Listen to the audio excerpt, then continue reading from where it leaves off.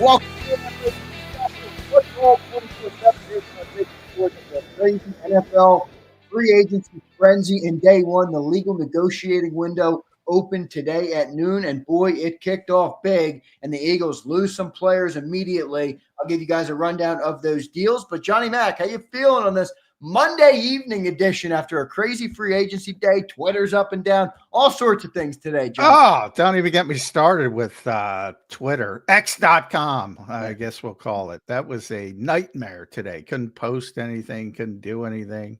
So hopefully that's getting corrected. Yeah, from the Eagles standpoint, I joked that the timing was curious. It was exactly the reason I thought. Trying to, it's rare where one player can be the splash in free agency 2 years in a row. The Eagles tried to pull that off with Saquon Barkley in his extension press conference. But yeah, I mean, Milton Williams out as we expected, $26 million. So for those saying he's not going to get that much, he got that much.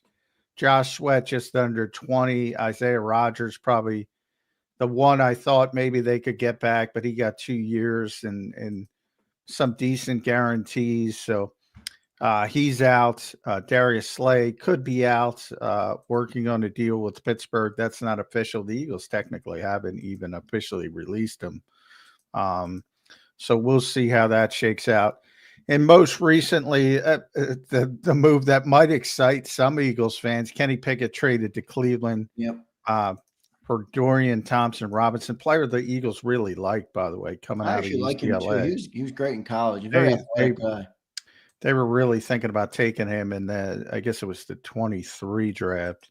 They had him on the top 30 visit. They were very interested in him. But for now, at least that means the Mormon Missile's the number 2 quarterback, what everybody wanted. I don't know how he called Andrew Berry in Cleveland for Myles Garrett, and he landed on trading Kenny Pickett for Dorian Thompson-Robinson. I'll take it. Yeah, I don't know if he's going to hold off DTR, but for now he's the number 2, and that should be an interesting competition. Two young quarterbacks with some upside, so we'll see how that shakes out. But a lot of moves around the NFL, obviously, but the Eagles, again, Howie Roseman tried to lay those breadcrumbs for people. It's not going to be the same as last year. Maintenance off season. They knew they were going to lose certainly 2 of these players in Milton Williams and Josh Sweat. So now it becomes phase 2 and phase 3. You got to make good decisions, maybe some 1-year contracts here and there, play the comp pick game, because you're going to get, if you're going to get a 3rd round pick for Milton Williams and probably a 4th round pick for Josh Sweat. But that, of course, is for down the road 2026, not 2025. So we'll see how that shakes out. Yeah, no doubt. Only one guy really remaining that we've all had our sight. More guys, but one guy we've really been focused on is Maike Becton, and we're all going to see what he does. I do want to rattle off for those just listening in. For those who were not able to follow all the craziness of the NFL today. Maybe we're working, whatever the case may be. This is our recap for you. So let me just run it down. It started with Isaiah Rodgers in Eagles land. He signed with the Minnesota Vikings, a 2-year deal for $15 million. He got $8 million guaranteed. So Isaiah Rodgers to the Minnesota Vikings. Next came Milton Williams. It was back and forth. Reports originally came out that he was going to the Panthers. We waited tight in the wings, and the Patriots were ultimately the team that won the bidding war for Milton Williams. He signed listen closely, 4-year, $104 million contract with $63 million guaranteed. We always say the guaranteed money is more important, but nonetheless, that is a very big contract for Milton Williams. You were prepared for that if you listen to Birds 365. Next came Josh Sweat. He goes to a friendly foe in Jonathan Gannon. He returns goes to the Arizona Cardinals. He signed a 4-year, $76.4 million contract with $41 million guaranteed. And that's that for that. Kenny Pickett, John mentioned, was traded to the Browns. They got back a 5th-round pick and Dorian Thompson-Robinson in that trade. And then, John, the 2 other names, Darius Slay. He was reported by Jordan Schultz to be traded or signed to the Steelers. That ultimately never turned out to be true. A couple other guys, Pelissero and Ian Rappaport, tweeting out that there's a little bit of a war. I don't know what to call it, a war, but a bit off for Darius Slay. So we'll see where he goes. And then Maike Becton are the two that we are waiting for those pins to drop. But that's the rundown of the deals. Johnny Mac, I'll go to Maike Becton with you. Nothing came down on Maike Becton yet, John. Any idea why? I would like to say that the longer it waits, the better it is for the Eagles, but maybe you would correct me on that. What do you think of Maike Becton and where he stands? No, I think the longer, the better for the Eagles. I think that's correct. You saw the guard market. It was pretty good for some okay players. Aaron Banks, guys like that who are good, but not great players, and they got really, really big money. So, I've mentioned pretty consistently, Makai's a tough one for me because I know there's some concern over his knee, and that can affect more than anything else. What can affect contract and contract sizes is that kind of thing, in the fact that if people are concerned, they're not going to go to certainly a lot of years. They're not going to go to a lot of money, and certainly not a lot of guaranteed money. So anything that brings the years down, brings the guaranteed money down, that's helpful for the Eagles. And we'll see where it shakes out. I mean, sometimes, maybe somebody wanted Banks and didn't get him, and all of a sudden they're going down to Becton. So it's not the end of the world that he's not off the board yet. It's not a guarantee that he's coming back or he's not getting a good contract, but there are some issues with Maike Becton that make it difficult to pin him down. Like, I don't know. How long I've been saying Milton's getting 20 plus million. In the last couple of weeks, I said 23, 24. It kept going up. Josh near 20. Those were more sort of concrete. Isaiah, all of a sudden he had a pretty big market. New York Giants, Dallas Cowboys, Carolina Panthers, Tampa Bay Buccaneers, and Minnesota comes in and gets him. Cornerback needy team, giving him 2 years. So he'll get a chance to start there. So you got two parts of the equation.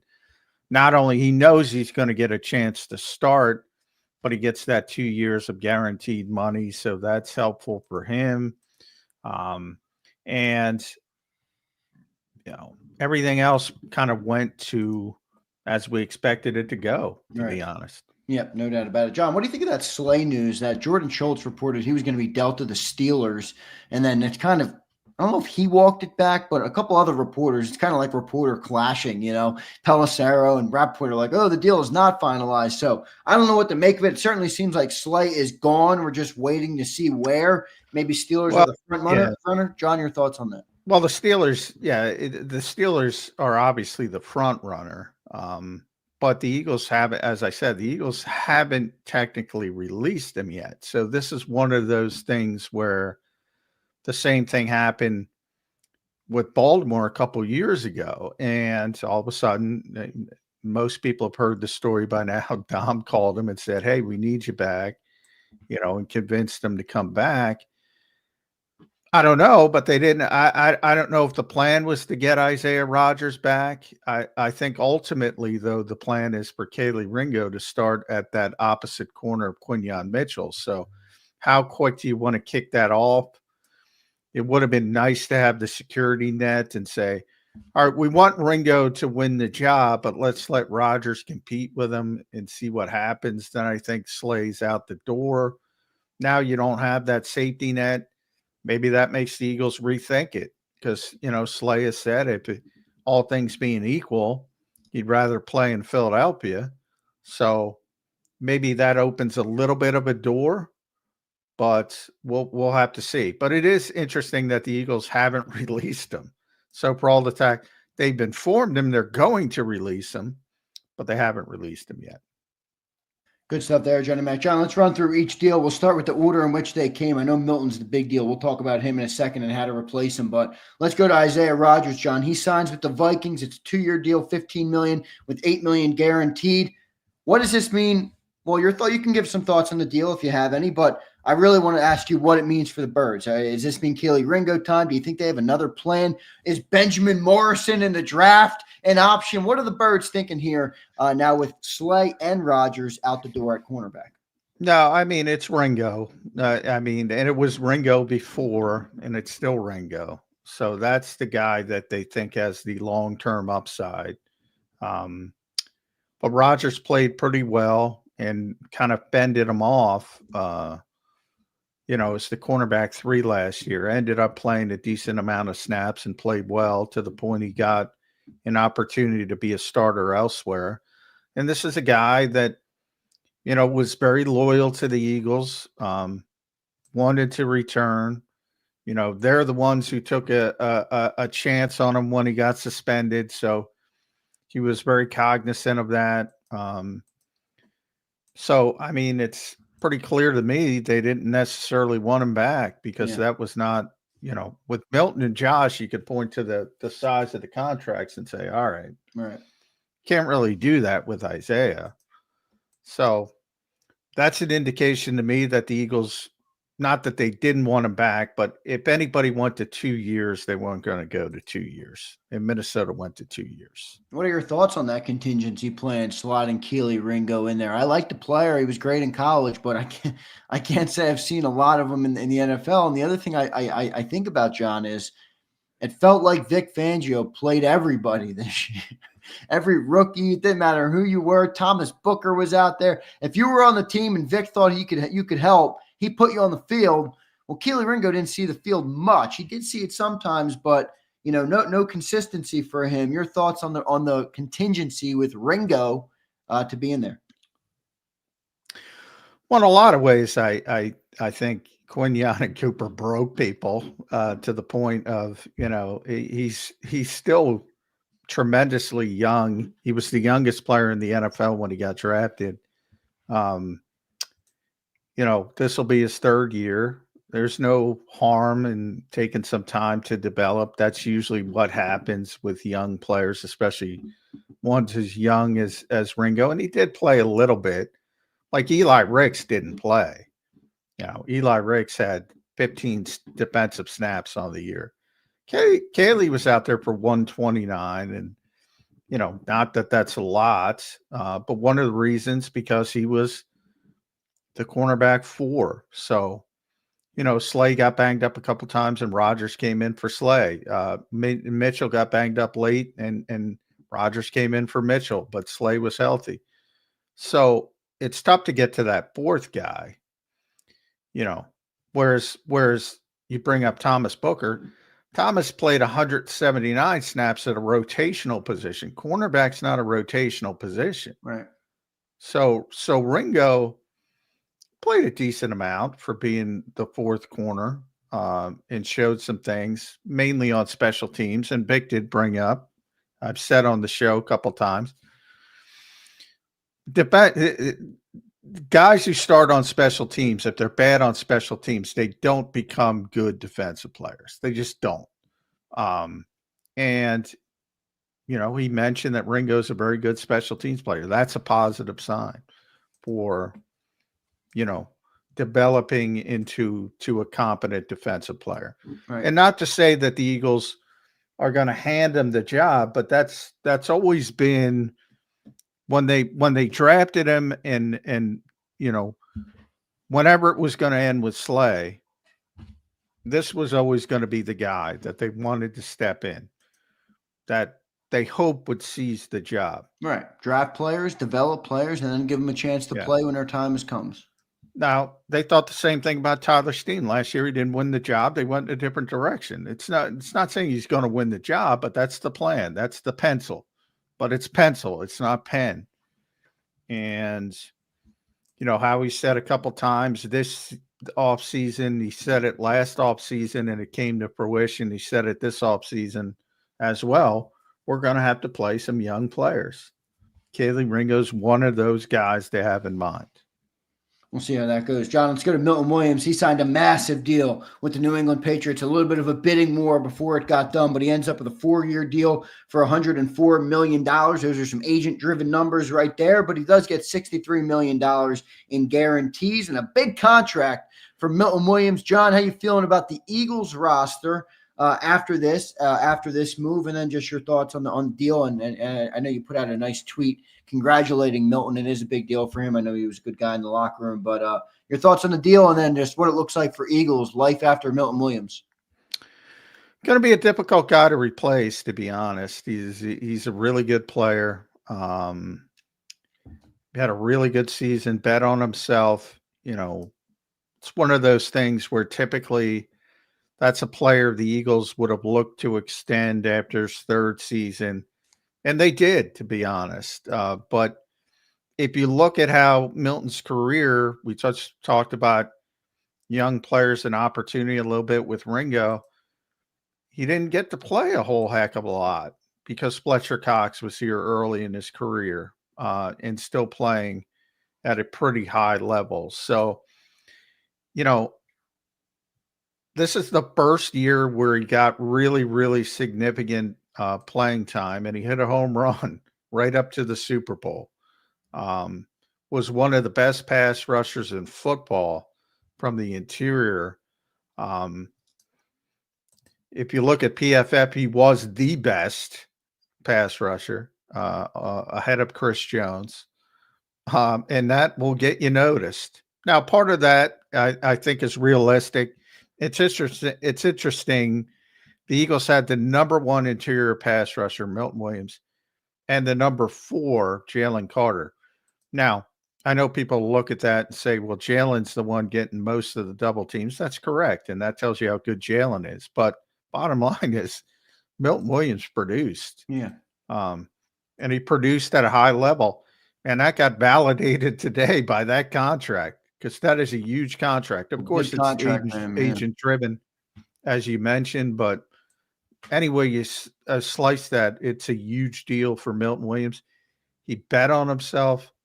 He said, you know what? I'm not going to take whatever because I didn't get a chance to I didn't get a chance. It wouldn't have been anywhere close to 15 million. It would have been 10 million, something like that. And he's like, if I get to play, people are going to see how good I am. And yeah, I kind of root for guys like that. He bet on himself and he won. And he cashed in today. No doubt about it. Great stuff from Milton Williams. We'll see what the Eagles do there. I do like Moro Jomo, and I do expect them to address that in the NFL draft. John, Josh Sweat gone to the Cardinals, 4 years, $76.4 million with $41 million guaranteed. John, I'm not going to lie to you. The number came in, and I said, lower than I thought. And really, it was gassed up today because I saw 35-year-old Khalil Mack, who's a great player and was a great player, who had 6 sacks last year, get $18 million fully guaranteed. And I'm looking at that and I'm like, Josh Sweat's 27. He's going to get 22 to 25 million, but he didn't. 4 years, 76.4 with 41 million guaranteed. Your thoughts on that sucker, and then just how the Eagles are going to replace him and what he brought to the team at the edge. Yeah, I wouldn't make that comp simply because 1-year deals are a lot different than 3-4-year deals, that's which true. Can be 2 or 3. Because you're talking about, again, the guaranteed money. 18 million is 18 million. That's it. You're off the hook. Where if you start talking about like Milton's number, or Josh got over 40 million, right? Those are the future. Yeah. Those are the numbers. So, and by no means. Khalil Mack is, 5-time All-Pro, maybe All-Decade team member. So he is a big time. I'm not trying to compare him, but he's in the latter stages of his career. Former Defensive Player of the Year, in fact. 34, 35-ish, I'm going to guess. He's at the later stages of his career, but tremendous career, Hall of Fame career. Yeah, but at this stage, it's easy. If Josh wanted 1 year for whatever, he could have got 25 million or 26. If you're only taking 1 year, but obviously, that's good. That's good. That's good explanation. It's not really a good comp. Yeah. So, he got right where I expected him. Maybe a little bit more than 20, considering where it was going. But Josh has got those weird. People won't forget about his high school injury. It drives him crazy. He's been tremendously durable. I don't know why people bring it up, but it was such a bad injury that it's one of those things that people expect bad things to happen. Right. But this is 7th or 8th year.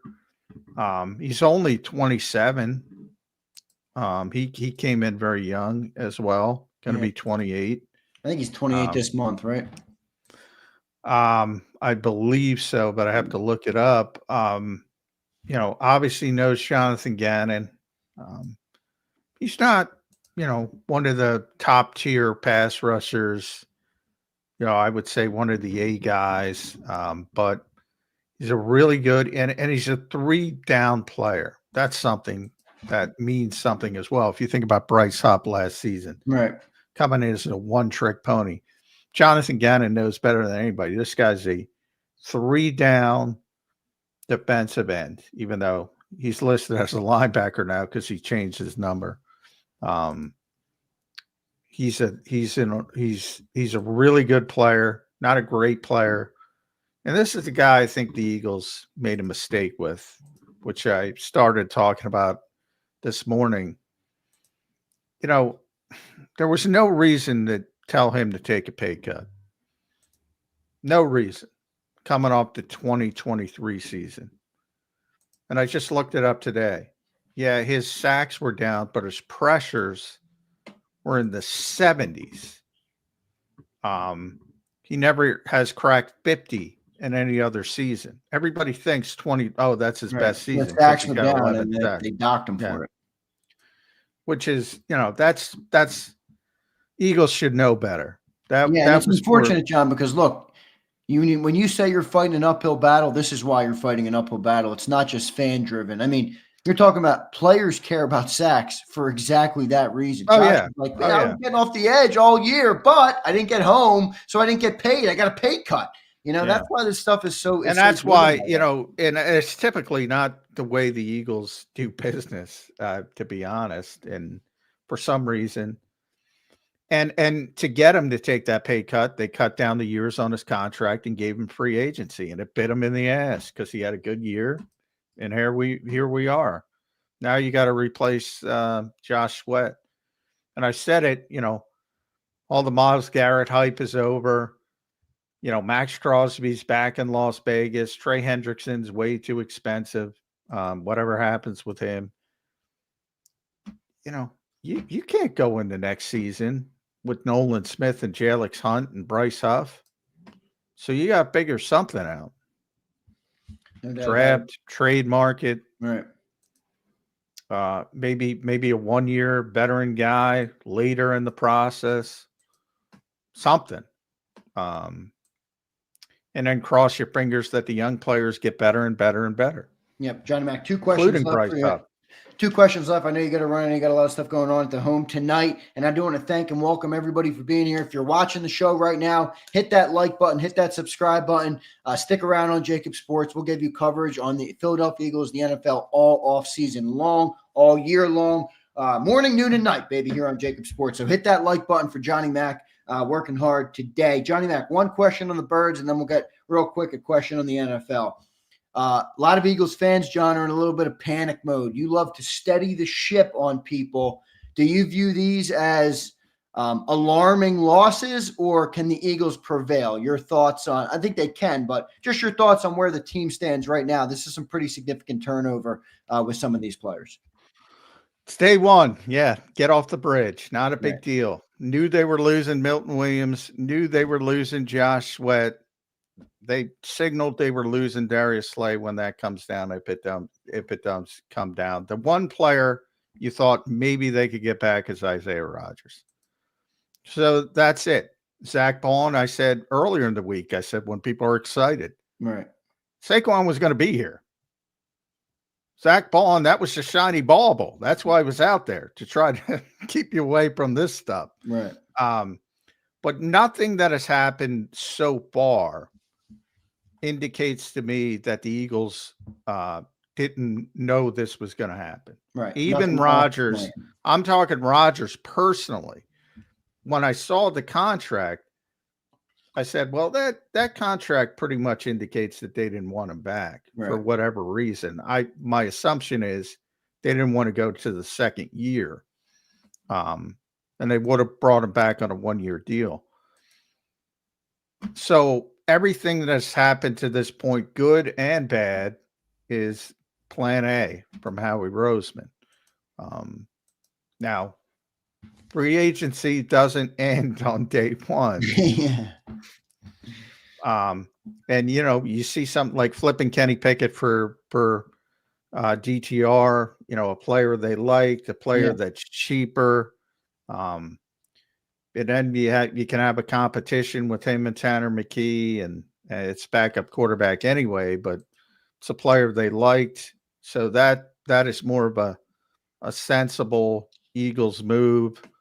And for those who look at last year and they gave up the 98th pick, but they got the 120th pick back, I believe, 2 7th-rounders.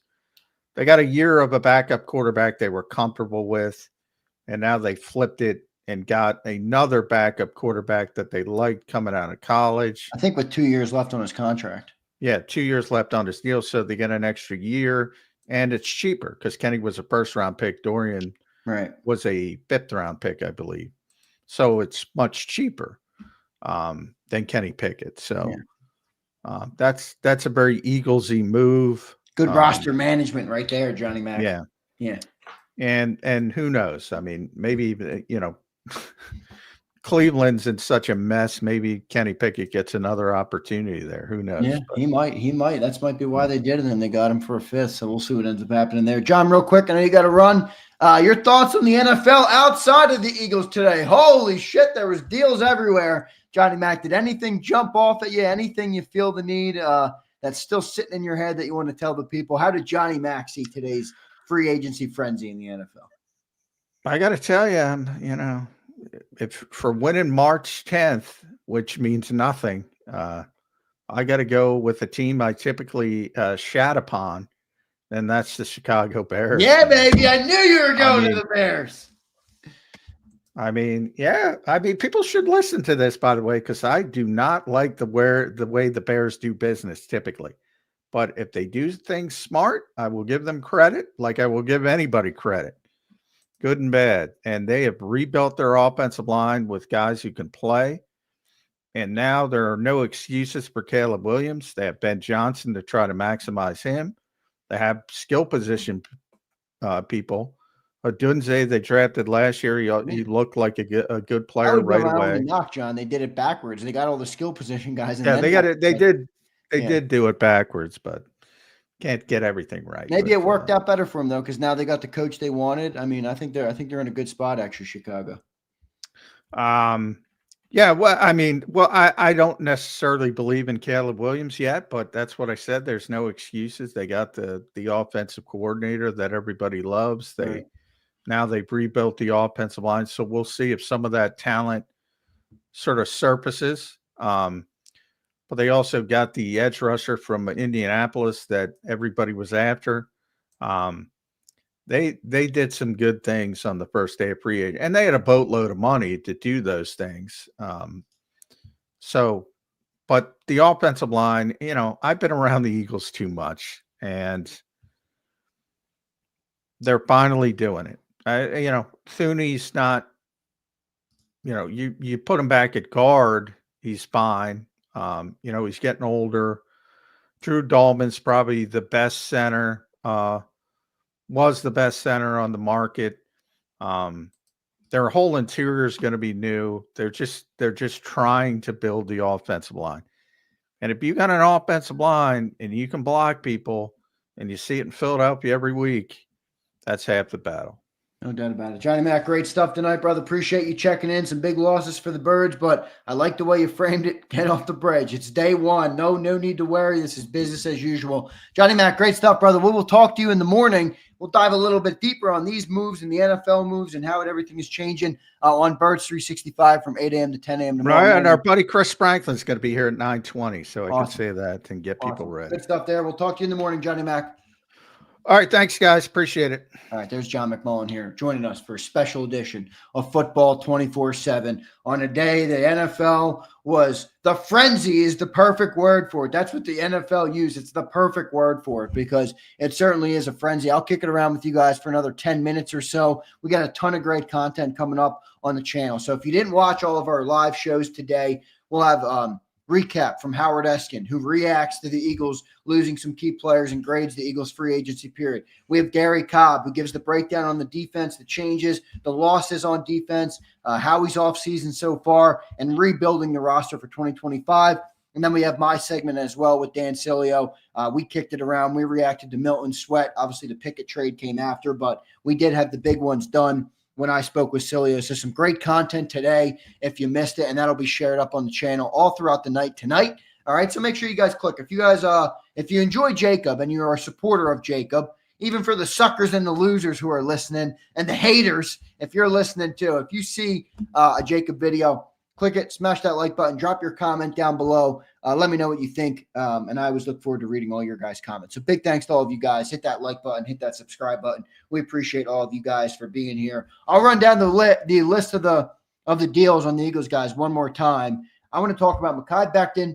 I want to talk about Dallas Goedert, and I want to talk about how we feel with where our team is post day one of free agency, which included losses of Rodgers, Williams, Sweat, probably Slay, and now Pickett. So, we'll talk about that real quick. I do want to ask you guys, well, let me run them down first. All right, here are the changes of the day for those who are checking in now or who didn't have a chance to follow it along all day long. Isaiah Rodgers kicked off the day very early on in the window today, right after like 12:05, 12:10, I want to say it was. He got a 2-year deal with the Minnesota Vikings. 2 years, $15 million, $8 million guaranteed. Well done, well earned by Isaiah Rodgers.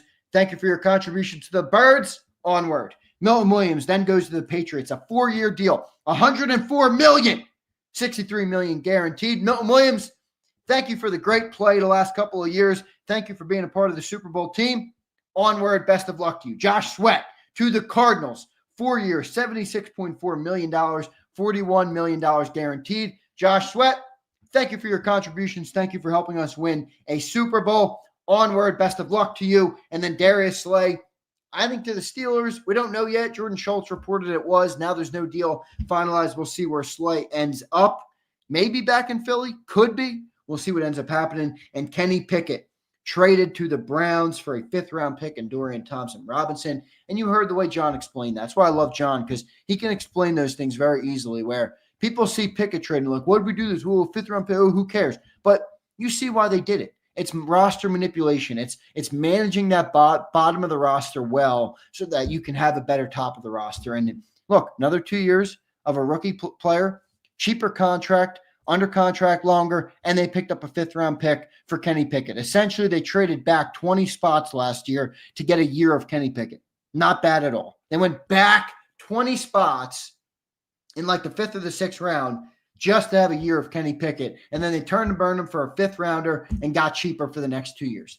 This is good roster management at the bottom by Howie Roseman. I know it's not as flashy. I know you don't care about it as much. I know it doesn't get headlines or clicks or retweets, but that's good move. Those moves add up, and that's what makes Howie good at the bottom of the roster. But looking at it, no Maike Becton deal. He's the one guy out there that still has yet to get a deal, and I haven't seen any rumblings. I haven't seen, Makai's talking to these people. I haven't seen much of that.